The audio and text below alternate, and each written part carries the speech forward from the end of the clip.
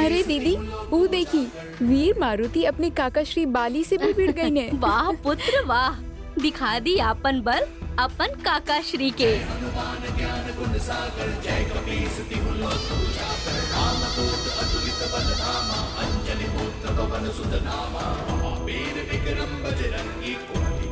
सुमति के संकी कंचन वरण विराज सुबैसा कानन कुंडल कुंचित केसा जय हनुमान ज्ञान गुण सागर जय कपीस तिहु लोक उजागर हाथ वज्र और ध्वजा विराजे कांधे मूंज जनेऊ साजे शंकर सुवन। देखा है कितना दबाव इतने से बालक के द्वारा ये कैसे संभव बा?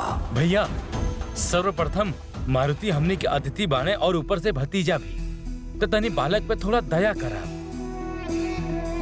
आहा, हमार मारुति के दया के कोनो आवश्यकता नहीं थे। तनिक देखा था महाराज के सम्मुख कैसे प्रतिद्वंदी बन के डटल बाड़े हमार मारुति।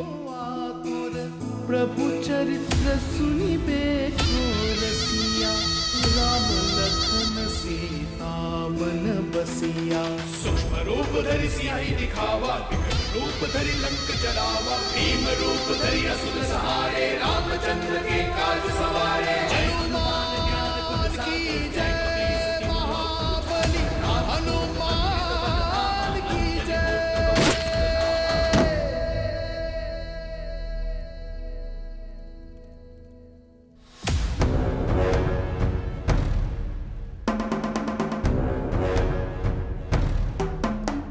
हमार गदा ही टूट गई बाली काका। कौनो बात ना पुत्र, तारा काकी आपके खातिर नया गदा ले आई। मारुति अब बहुत अच्छा लड़नी। धन्यवाद।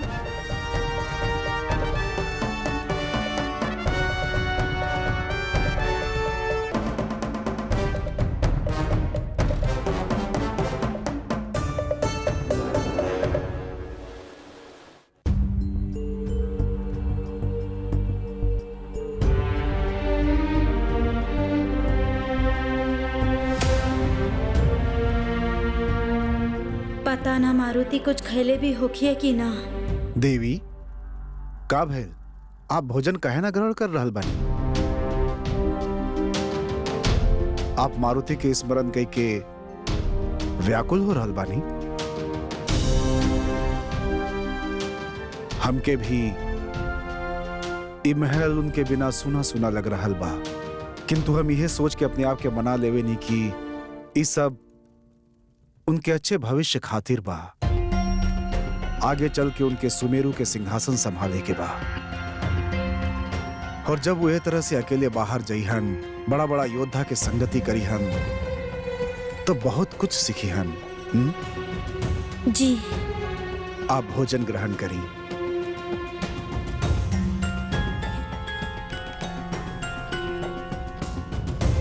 लड्डू।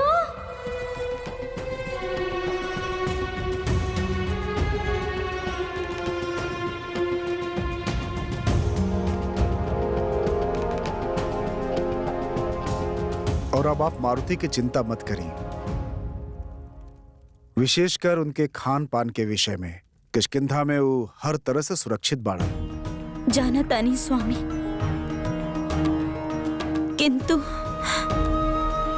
किंतु हमरा की चिंता हो रहल बा। हमार मन विचलित हो रहल बा, ऐसा लग रहल बा जैसे मारुति कोनो संकट में बा।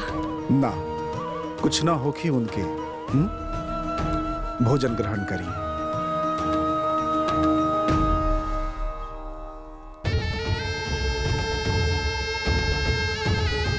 हमार वार रोक सके वो बालक में इतना बल कहां से आयल?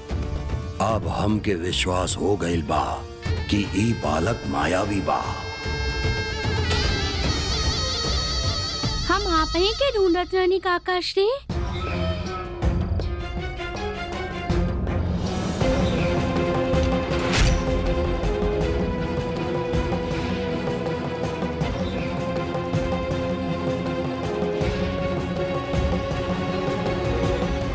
देखनी आप हमार गदा कितना दुर्बल रहे।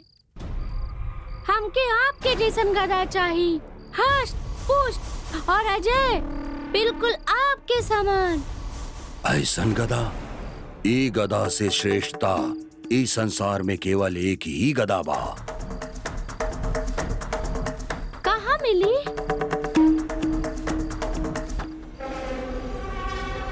पाताल लोक में।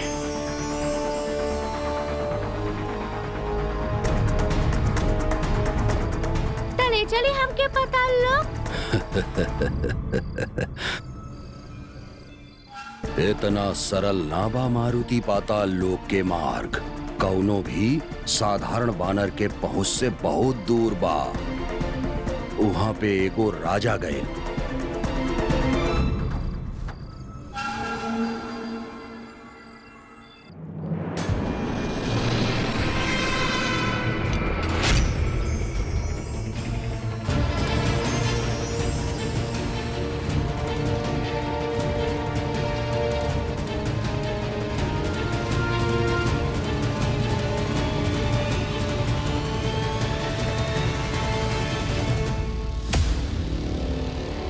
कहले की सहस्त्र हाथी के बलबाऊ गदा में जे केहू गदा के स्वामी बन जाई ऊ अजय हो जाई। जैसन रूप वैसन तेज। कौनो भी विलक्षण योद्धा के खातिर एकरे से श्रेष्ठ अस्त्र और कौनो बाहीना।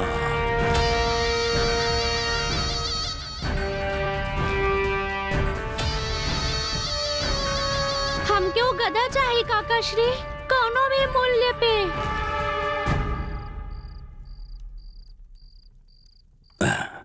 पुत्र, पाताल लोक के मार्ग सरल ना बा। प्राण भी जा सकेला। हम ना डरीले काका। यदि आप हमार मार्गदर्शन करी हैं, तो हम वो गदा लेके अति शीघ्र लौट आई।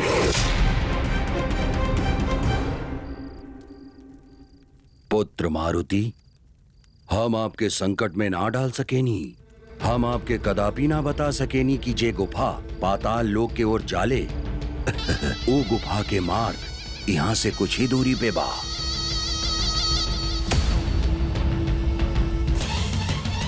रात्रि में चल के वहां पे जायल जा सकेला, परंतु जे के हो के अपने प्राण के मोह होके वो ऐसन कदापि ना करे। हम समझ गए नी काका श्री।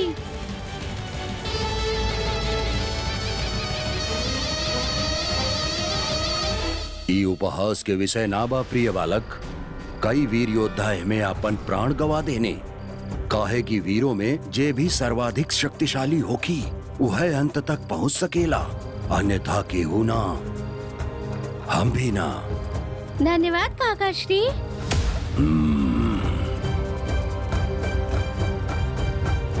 साहस भी बा काका और दुस्साहस भी, दोनों मिलके आपके भतीजा के पहुंचा ही दी अंत तक। अंत अब आपके निश्चित बा भतीजा। काहे कि वो अभिशप्त गदा के प्रलोभन देके हम आपके फांस ले बानी। आप विश्राम करा। कल प्रातः काल आपके किष्किंधा के पर्वतन के दर्शन करवाए। धन्यवाद काका।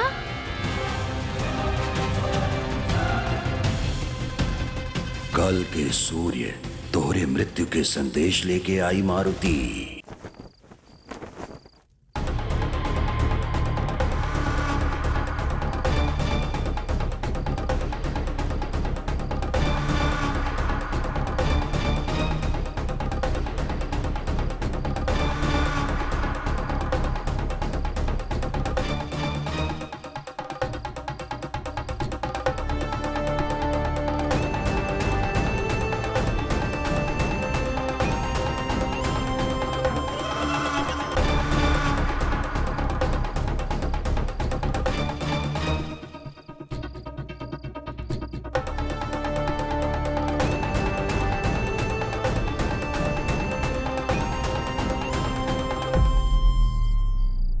हाँ बच गई नी। अच्छा भाई कि बाली काका हमके मार्ग दिखा देने। देखिया जब हम वो अलौकिक गदा लेके लौटब त आपके हम पर कितना गर्व होगी।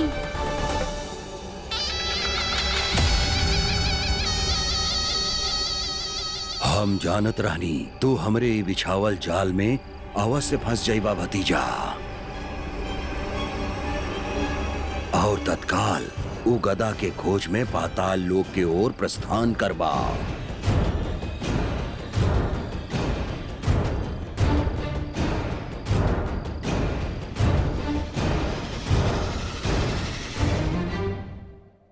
नेत्र खोली प्रभु। प्रभु मारुति के आपके सहायता के अत्यंत आवश्यकता बा। प्रभु, एकरा से पहले कि दुराचारी बाली हमनी मारुति के कुछ अहित करे, कुछ करी प्रभु।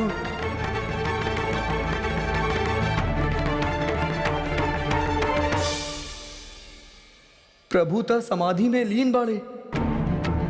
कदाचित हमनी के ही कुछ करे के पड़ी। किंतु का हमनी के मारुति के उ गुफा में प्रवेश करे से रोके के पड़ी। ना नंदी ना, हमनी महालीला में हस्तक्षेप ना कर सकिले। प्रभु के आगे के बिना कुछ भी कल अनुचित होगी।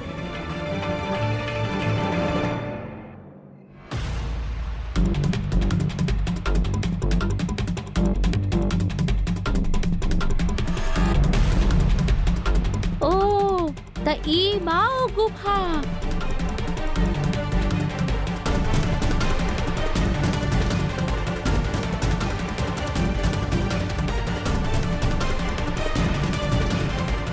कदाचित पाताल लोक जाए के इहे मार्ग बा, परंतु हम सीधी से नीचे कैसे जाएं?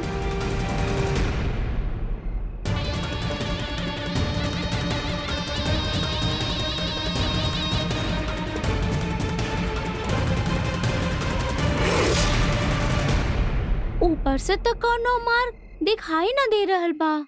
हम बानी ना मार्ग दिखावे के खातिर, हम पहुंचाए तो के पाताल लोक।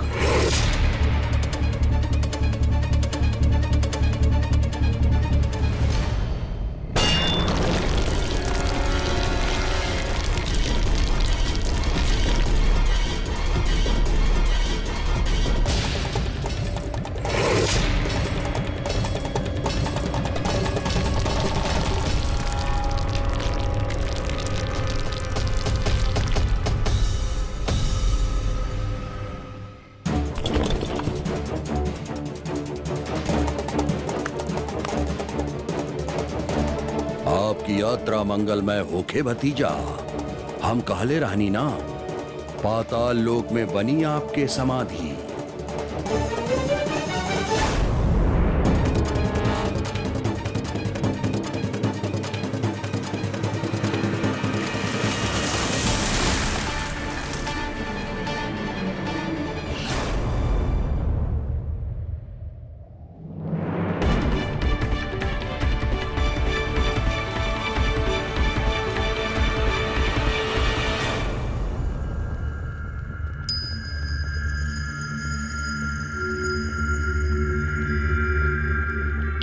कहाँ आ गई नी इतना अंधकार में?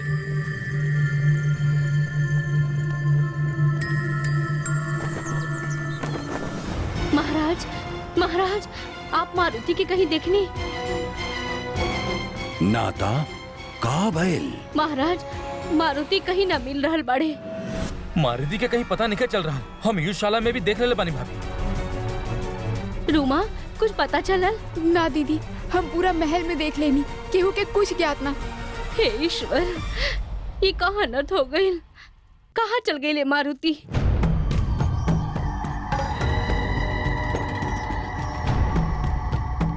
एक क्षण हम ऊपर रहनी और कुछ ही क्षण में हम नीचे आ गए नी।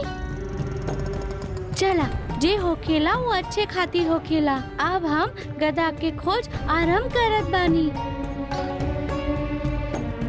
इहे बाका पाताल लोक।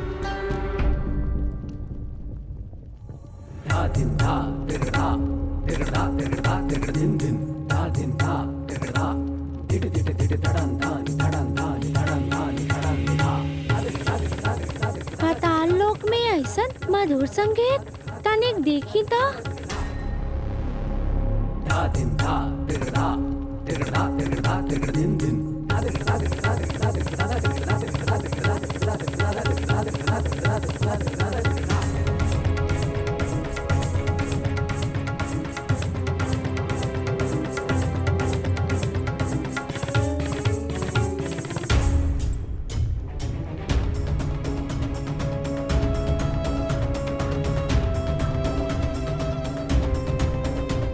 कला और सुंदरता के पुजारी बाई वरासुर और ई दोनों के समाकृष्ट मिलन होखेला अप्सराओं के नृत्य में। और यदि ई नृत्य रुकल तो आप सबके भाव लीला यहीं रुक जाई। यहाँ से कुछ ज्ञात ना हो पा रहल बा।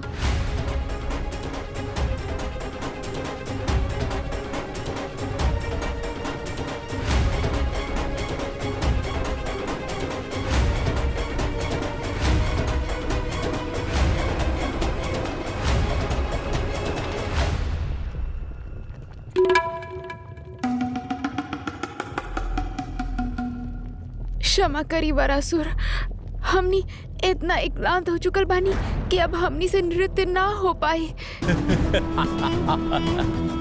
कदाचित आपके स्मरण नहीं खे, ई स्वर्ग लोक ना अपितु पाताल लोक है। और यहाँ केवल वरासुर के इच्छा चले ले। और हमारी इच्छा ई बा कि हमार दासिया हमरे खातिर नृत्य प्रस्तुत करे। तू चाहे हमनी के प्राण ले ले वरासुर, परंतु अब हमनी नृत्य ना कर सकेनी।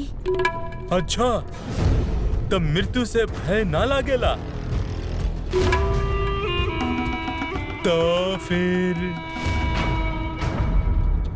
तोहरे ई विद्रोह के मूल्य ई ऋषिवर चुकाई है।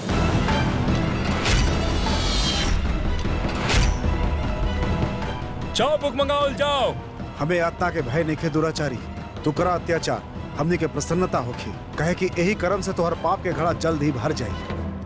और तभी महादेव प्रकट हुई हैं और तोहार अंत कर दी हैं दुराचारी।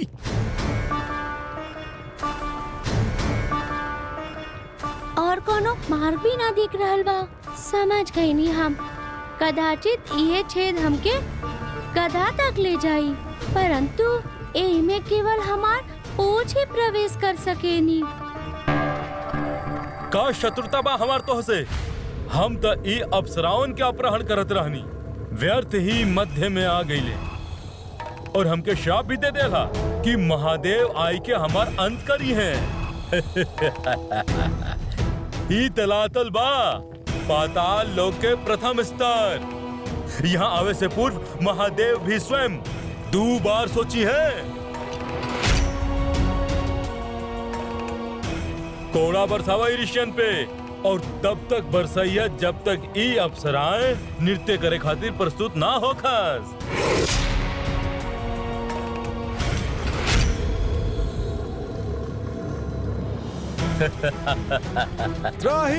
महादेव, इन नीच राक्षस के प्रकोप से हमनी के बचाई महादेव।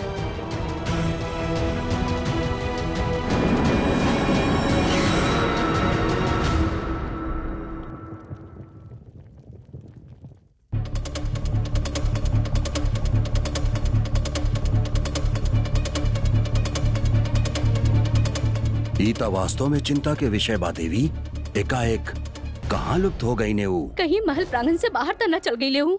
महाराज शीघ्र कुछ करी, हमने के उनके ढूंढे के होखी। प्रातः काल इस समय कहाँ जा सकेनी? भ्राता, आप इस समय कहाँ से आ रहा है?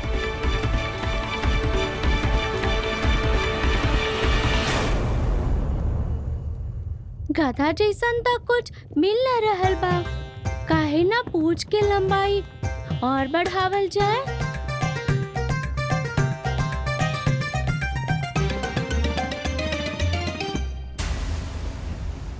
रुक जाए, छोड़ दिए इनके।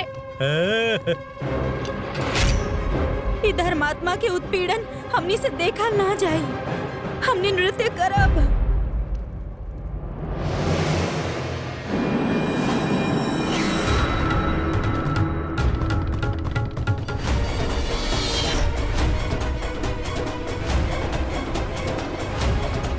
ई कहा पूंछ जैसन प्रतीत हो रहल बा।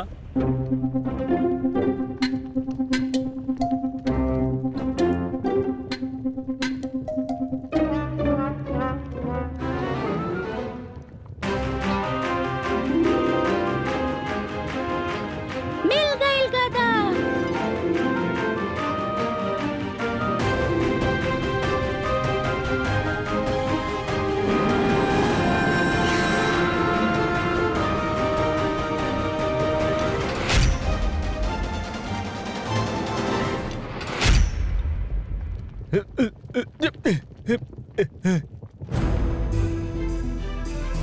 पूछ तोहर इतना दुस्साहस कि तू वरासुर के चक्कर ले ले।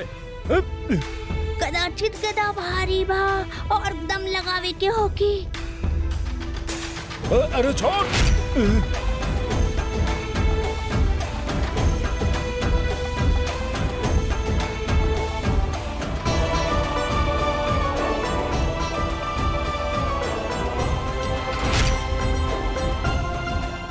पूछ होकर तो इतना दुस्साहस कि तू वरासुर के चक्कर ले ले। कदाचित गदा भारी बा और दम लगावे के होकी। छोड़।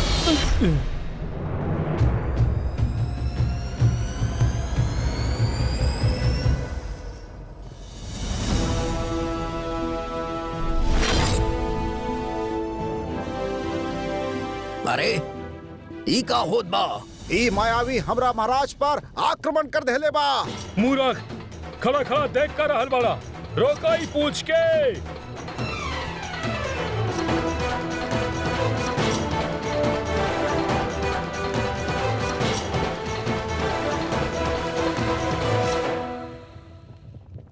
ओ त ई गदा हमरे बल के परीक्षा लेत बा।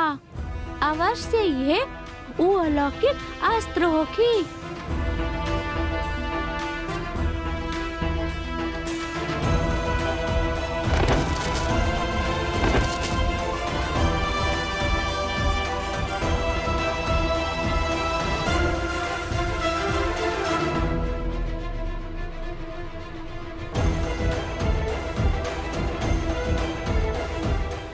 तब बढ़ती जात बा।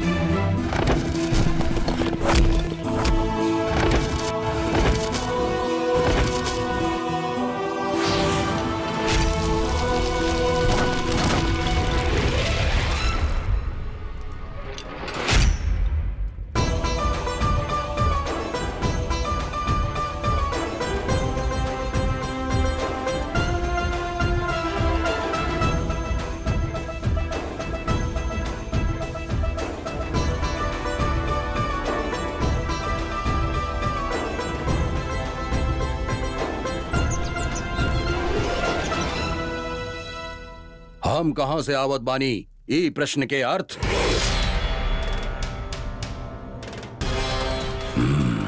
भ्राता, हम तो केवल इतना कहता नहीं कि... अच्छा,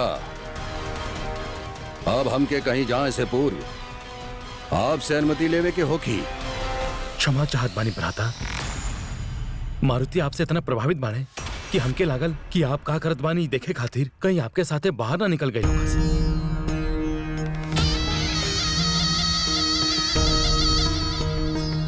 हम त प्रातः काल भ्रमण खातिर गईल रहनी और हमार इंद्रिय इतना सतर्क बा कि हमके ज्ञात रहेले कि हमरे पीछे के आवत बा। तो फिर मारुति कहाँ चल गई है? यदि मारुति महल में भी नहीं खे, बाहर भी ना, तो कहाँ चल गई ले? कोनो अप्रत्याशित घटना? कैसन घटना दीदी?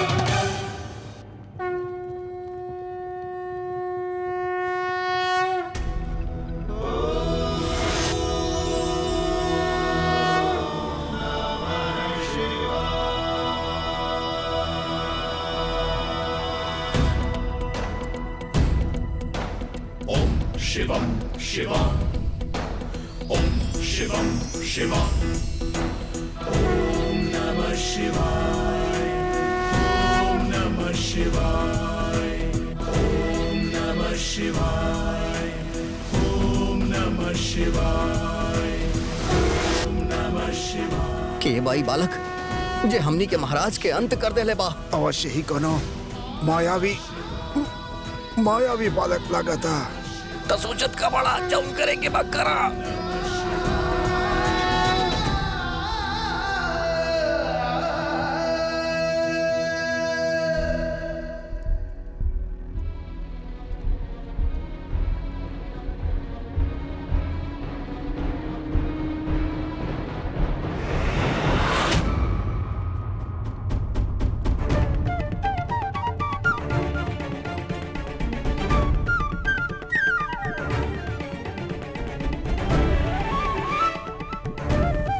हे दिव्य बालक, हमनी तुक्ष राक्षस बानी, हमनी के क्षमा करी। हमार वध कई के ना तो आपके पुण्य मिली और ना ही प्रसिद्धि। कृपया हमनी के प्राणदान दे दी महाराज। हाँ हाँ, हमनी के प्राण दान दे दी। हम आपके हानि ना पहुंचा सकेनी, आप जा सकेनी।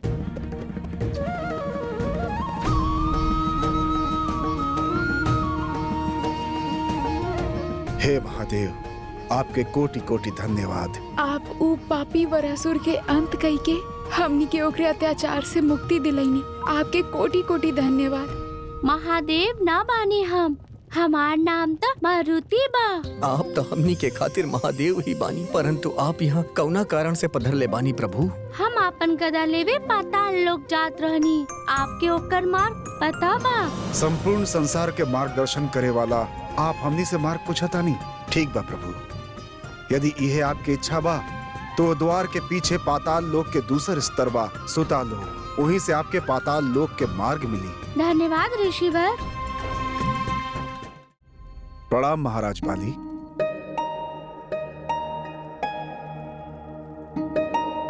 अरे जगनमगन बंधु, आप सभी यहाँ बड़े, मारुति कहाँ बा?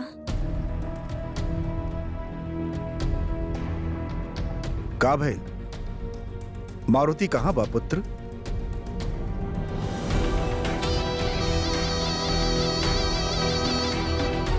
दीदी का भइल? अंजनी, हमके क्षमा कर दी, हम अपन मारुति के ध्यान न रख पाईनी।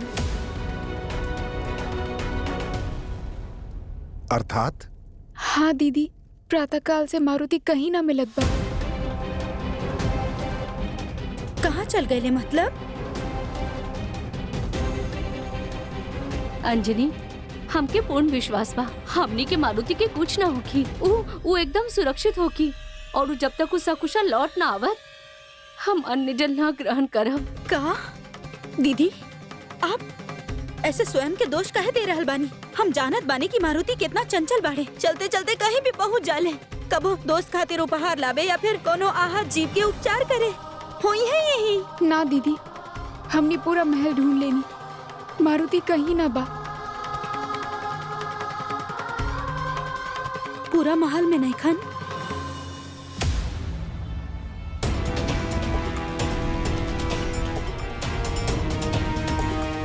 अब यहाँ ए तरह खड़ा रह के विलाप कईल व्यर्थ बा।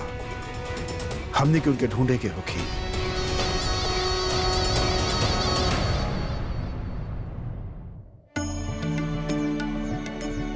सुतल लोग तो बड़ा भव्य बा, ऊंचा ऊंचा महल, भव्य वृक्ष, परंतु हमार ध्यान ना भटके के चाहिए। गदा लेवे आयल बानी तो गदा लेके ही जाई। ओए रुक जा।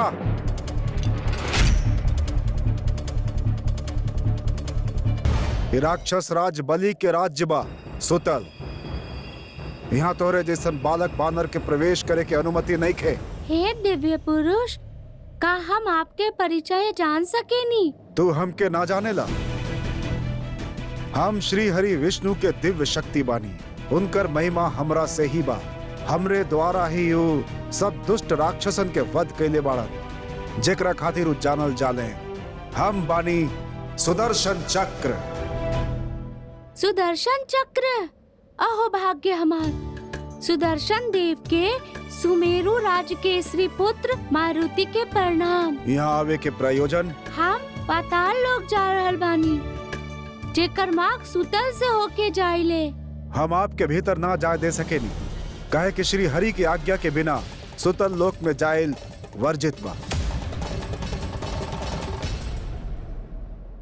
प्रभु, श्री हरि के सुदर्शन चक्र सुतल लोक में का करता रे? प्रभु वो ये काहे कहत बानी कि श्री हरि के आज्ञा के बिना केहू भी सुतल लोक में प्रवेश ना कर सकेला। अब एके का कारण भइल? श्री हरि के द्वारा राजा बलि के दिहल वरदान सतयुग में परम विष्णु भक्त राक्षस राज बलि देवराज इंद्र के परास्त कर स्वर्ग लोक में आपन अधिकार स्थापित कर ले। राजा बलि देवता से न केवल उनकर अधिकार अपितु उनकर शक्ति भी छीन ले, जैसे सृष्टि के संचालन में समस्या आवे लागल। तब जग के पालनहार श्री हरि विष्णु वामन अवतार धारण कैले और फिर राजा बलि से दान में केवल 3 पग भूमि मांगले। देनी तोहरा के 3 पग भूमि। वामन अवतार 1 पग में स्वर्ग नाप ले और द्वितीय पग में संपूर्ण धरती। राजा बलि समझ गए कि ई वामन केहू और ना श्री हरि स्वयं रहले। प्रभु, तृतीय पग खातिर ऊ वामन अवतार के अपन शीश ही समर्पित कर देले। भक्ति के ऐसन प्रदर्शन देख श्री हरि प्रसन्न भइले और बलि के सुतल लोक के राजा बना देले और ये भी आश्वासन देले कि उनकर नगर के रक्षा ऊ स्वयं करी है। तही कारण सुतल लोक के रखवाली श्री हरि के चक्र सुदर्शन देव करेले। सुदर्शन देव इस संसार के सबसे आक्रामक शक्ति बाड़े और अब ऊ मारुति के मार्ग में खड़ा बाड़े। अब का होगी प्रभु? हमार मारुति अवतार की यह विशेषता बा देवी, पग पग उनके परीक्षा के सामना करे के पड़ी, जिनसे संसार सीख ले। जौना प्रकार उनकर आराध्य के नाम देवे से पूर्व हम उनकर परीक्षा लेनी, कुछ वह प्रकार सुदर्शन देव से उनकर ही भेंट समझ लियो उनकर गदा प्राप्त करे के परीक्षा बा देवी। कदाचित सुदर्शन देव के आपन शक्ति के अहंकार हो गई बा। ई कारण वो एगो नीरव बालक के सुतल लोक में आवे से मना कर देनी। सुदर्शन देव, हम संकल्प कैले बानी कि हम आपन गदा ले बिना लौटब न। यही खातिर हम आपसे विनती करत बानी कि हमके पाताल लोक जाए के मार्ग प्रदान करी। जब श्री हरि के दिव्य शक्ति आपके मना कर देहलस तो काहे आप तर्क वितर्क में अपन समय नष्ट करतानी? तर्क ना, हम अनुरोध करत बानी ताकि यहाँ शांति भी बनल रहे और हमार कार्य भी हो जाए। कहीं तो हमरा के चुनौती तो ना देताड़ा?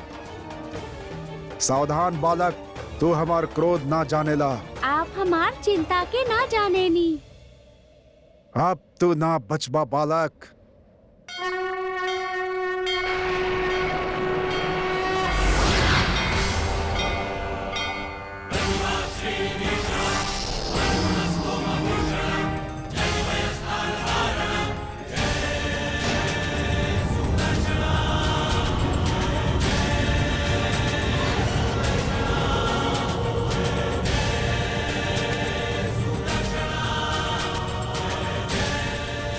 लागत बा इनका हमार गति के अनुमान ना बा।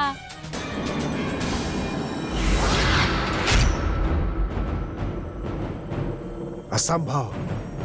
केहू इतना चपल कैसे हो सकेला कि हमार प्रहार से बच जाए? ये खेल में हमके आनंद आ रहल बा सुदर्शन देव, परंतु हमके अपन गदा के खोज में जाए के बा। हम अपन गदा लेके आवत बानी, तब तक आप अभ्यास करी। उद्दंड बालक, तू हमार उपहास करत आड़ा? ना प्रभु, विनती करत बानी, कृपया आप हमके आगे जाए दी। आगे ना, अब हम तोरा के नर्क भेजा, दुष्ट नर्क। बहुत ही रोचक संघर्ष बाई प्रभु।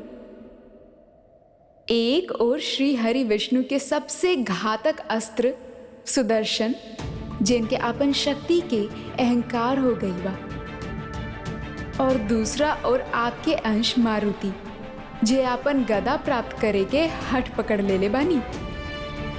जौन आपके संघर्ष लग रहा बा देवी, उता मारुति के केवल कौतुक हा। अब देखी कैसे सुदर्शन देव के साथ उपहास कर रहल बाड़े। अब तो ना बचबा बालक।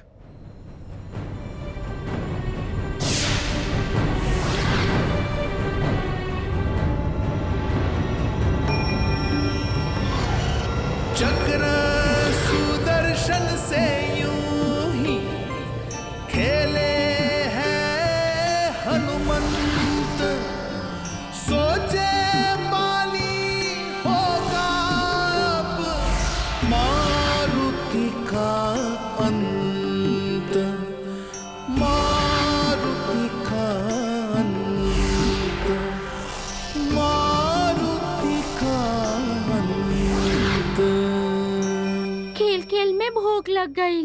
यदि इस समय माता के हाथ के बनल मिष्ठान मिल जाई तो आनंद आ जाई।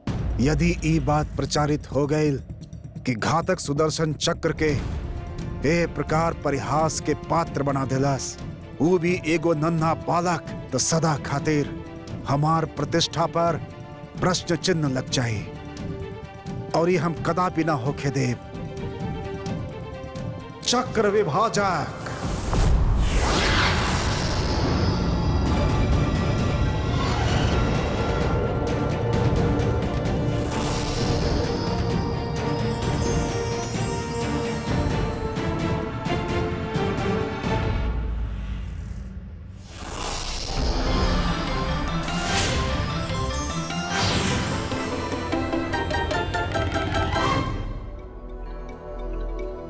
दीम दीम ता तना दरना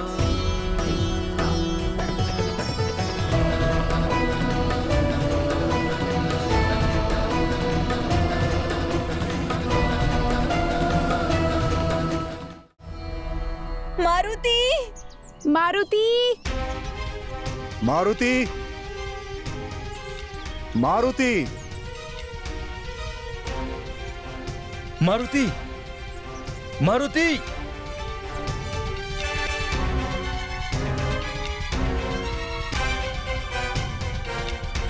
पुत्र मारुति। मारुति, कब आई मारुति? स्वामी?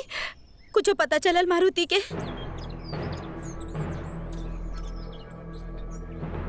हे महादेव, कहाँ बा हमार मारुति? आप व्याकुल ना हो कि देवी, महाराज बाली अपन सैनिक के चारों दिशा में भेज देले बाड़न। शीघ्र ही उनकर पता चल जाई। ना चली।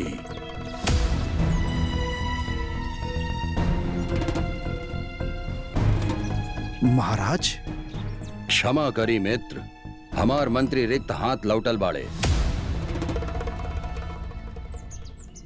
केहू के कौनो सूचना ना मिलल। ई कैसे संभव हो सकेला? स्वामी, आप चिंता ना करी, जब तक हम जीवित बानी हम अपन प्रिय भतीजा के कुछ ना होके देव। पता ना स्वामी, मारुति कहाँ होगी, कौन स्थिति में होगी? अंजनी, आप जैसन तेजस्वी के ऐसन व्याकुलता शोभा न देत। कहिनी जब माता के अश्रु बहेला त संतान के अनिष्ट होखेला। एक खातिर पोंछ दी आंसू, कुछ न हो कि हमनी के मारुति के। मत रोका इनके तारा। अब देवी अंजनी के भाग्य में पुत्र शोक लिखल बा, ता हम और आप का कह सकेनी। भाभी, निराश ना होगी। केहू बा जी मारुति के यहाँ देख ले बा।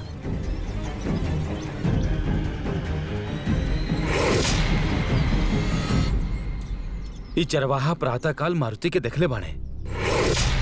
सबसे बड़ा शत्रु हम घर में ही पाल रख ले बानी। ई मूर्ख सदा हमरे योजना के विफल करे काहे के आ जाला। कहाँ? दक्षिण में जौन गहन वन बा ओकरा पार पतला कंदरा बा। राजकुमार मारुति ओहिजे जात रहले। पाताली गुफा? कहाँ भाई पाताली गुफा? ई पाताली गुफा एगो बालक खातिर कदापि सुरक्षित नहीं के भाभी।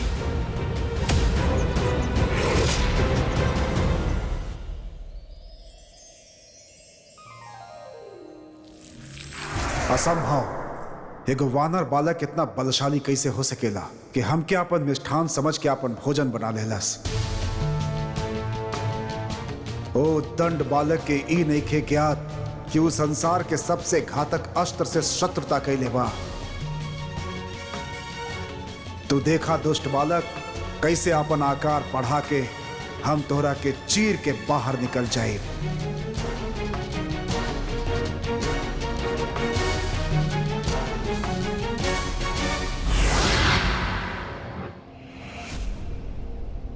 एक ऐसा चमत्कार बा प्रभु। एक क्षण पूर्व हम वो बालक के उदर में रहनी और एकाएक ई अनंत ब्रह्मांड में कैसे आ गई।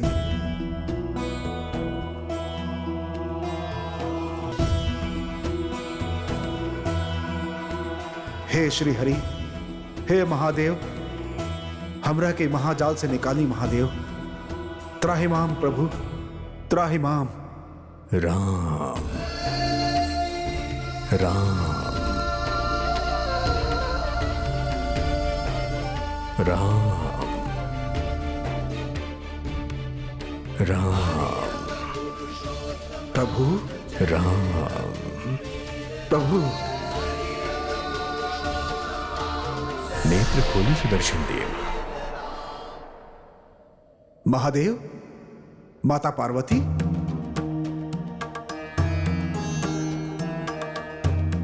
ई कैसन लीला बा प्रभु।